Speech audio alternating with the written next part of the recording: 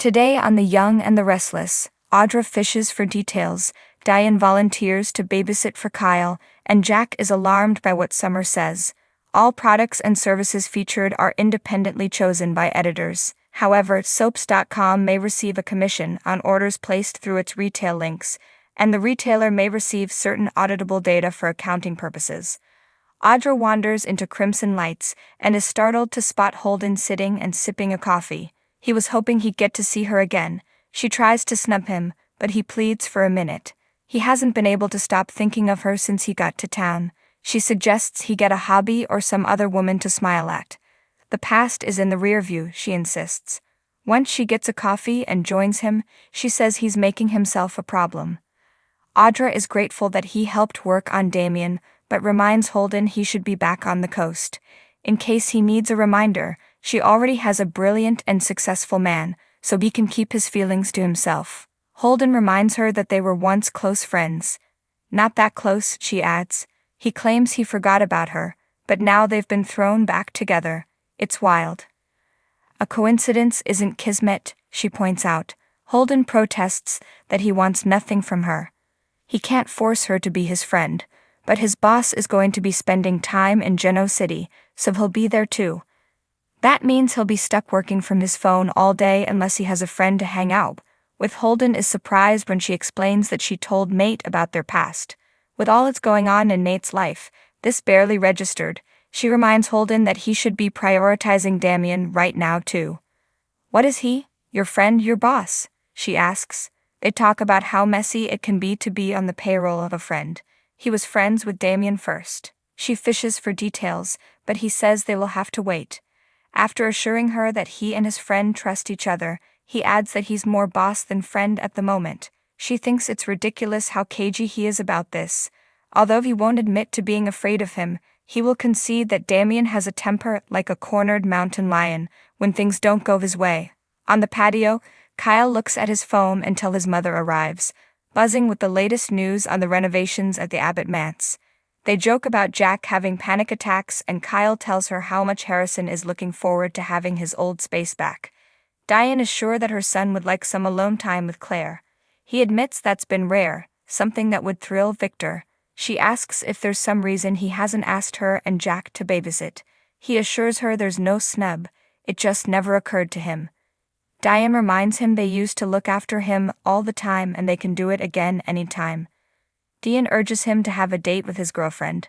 Kyle admits he was supposed to have one. She pushes him to do it and then returns to gabbing about the renovations. Her desire is to make it a home Jack will love while embracing the future as well as the past. Kyle wonders what this means for her. Explaining how ugly things got with Jack's siblings during their fake breakup, Diane admits she'd like the renovation to be a peace offering. She'd also like to see a little of herself reflected in the house so she can feel included.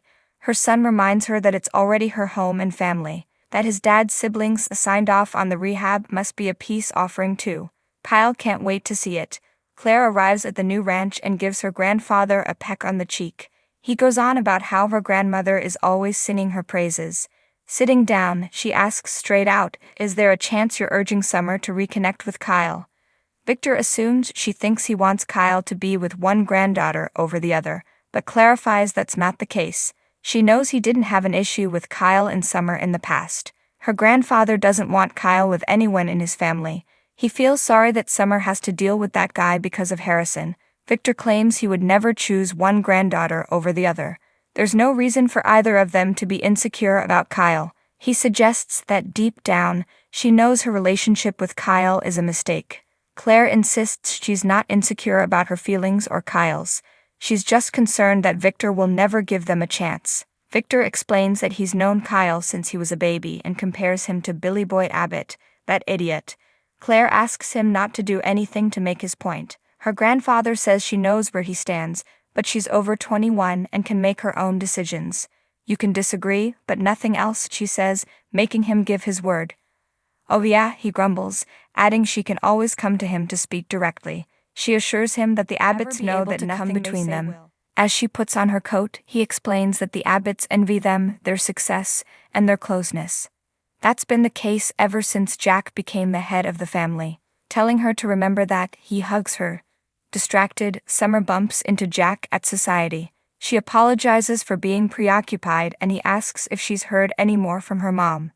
Summer fills him in on Phyllis and Sharon's disappearance, and adds she's relieved that Chance is now looking into it. She lets it slip that she and the detective are on a break that may be permanent.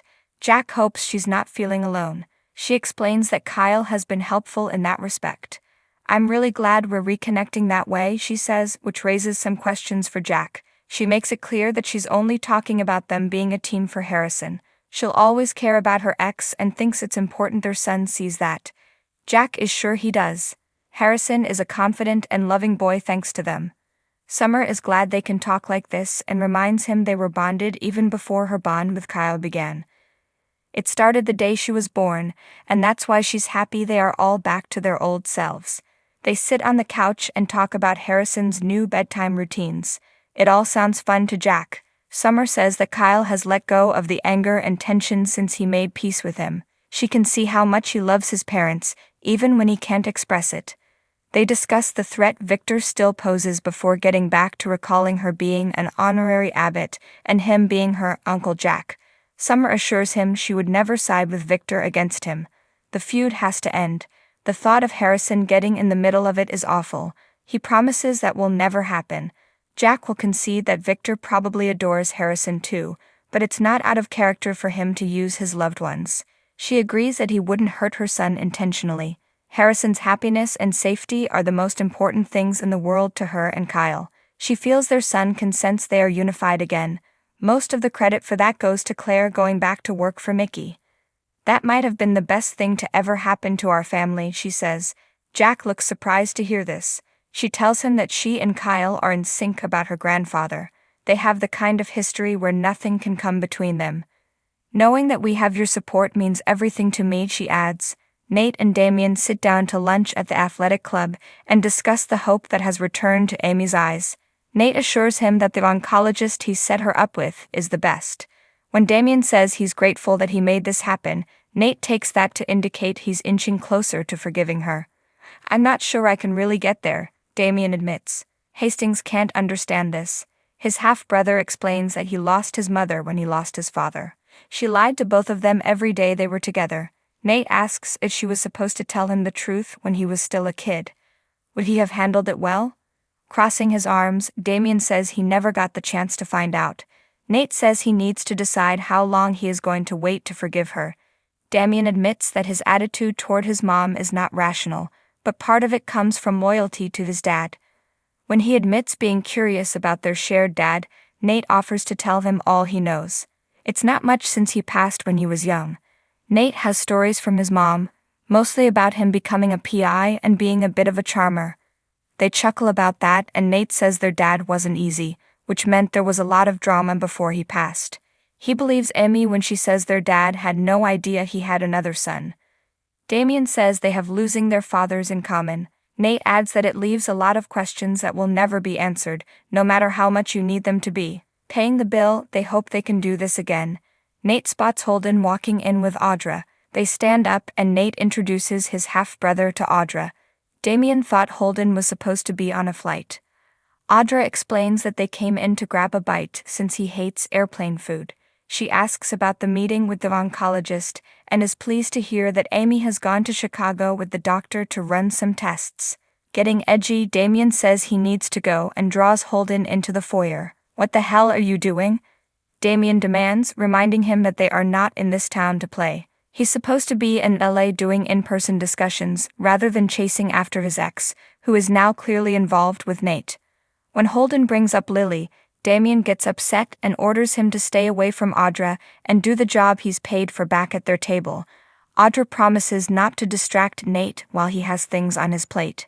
He notices she's in a good mood, and she claims that's just because she got to see him, and explaining he has business he needs to get on right away. Whispering, he asks her to lunch when he gets back. Reluctantly, she says he can call her. Nate returns as Holden gets up, declaring he has a plane to catch. Things are off-kilter as he exits. Looking down at her, Nate asks Audra what's really going on. Back on the Crimson Lights patio, Kyle calls Claire to ask if she's made plans for the evening because he wants her all to himself. As he explains that his dad and Daddy will be taking Harrison, Summer arrives and eavesdrops on him. Claire can't wait for their date. Diane joins Jack at society. After planting a kiss on him, she tells him the progress at the house is excellent. She adds they have big plans for the night and they don't involve a trip to the cabin. They are looking after Harrison. That wasn't what he was expecting, but it sounds great. She explains that Kyle and Claire needed some time to themselves. He's sure that's not something everyone will be happy about. Diane is surprised that he's talking about Summer. I have this nagging thought Summer might have decided she wants Kyle back, he explains. Her jaw drops. Next on The Young and the Restless, Holden comes on to Claire.